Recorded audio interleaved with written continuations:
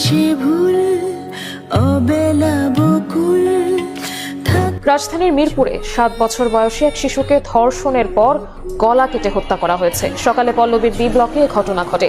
নিহত শিশুটির নাম রামিসা। আজ সকাল 10:30 নাগাদ যখন স্কুলে পাঠানোর জন্য শিশু রামিসাকে খোঁজাখুঁজি করছিলেন তার মা, তখন তাকে খুঁজে না পেয়ে পুরো ভবনটিতে তিনি খুঁজতে থাকেন এবং এক পর্যায়ে সে তৃতীয় তলার অপর পাশের যে ফ্ল্যাটটি, সেই ফ্ল্যাটের সামনে শিশু রামিসার একটি স্যান্ডেল তারা পড়া দেখতে পান।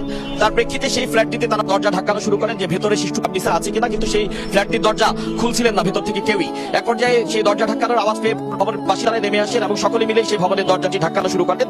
দরজা পরে ভেতর থেকে না খোলায় এক পর্যায়ে দরজা ভেঙে তারা ভেতরে প্রবেশ করেন এবং দেখেন যে সোহেল রানার স্ত্রী স্বপ্না তিনি সেই ফ্ল্যাটটির ভেতরে অবস্থান করছেন এবং সোহেল রানাদের যে রুম, সেই রুমের জানালার গ্রিল কাটা ছিল এবং সোহেল রানার যে খাট, সেই খাটের নিচে রক্তাক্ত অবস্থায় শিশু রামিসার মরদেহটি তারা খুঁজে পান। শিশু রামিসার সেই মরদেহে মাথা ছিল না, অর্থাৎ মাথাবিহীন মরদেহ খুঁজে পাওয়া যায়। আমি কিছুই চাই না, বিচার আপনারা করতে পারবেন না।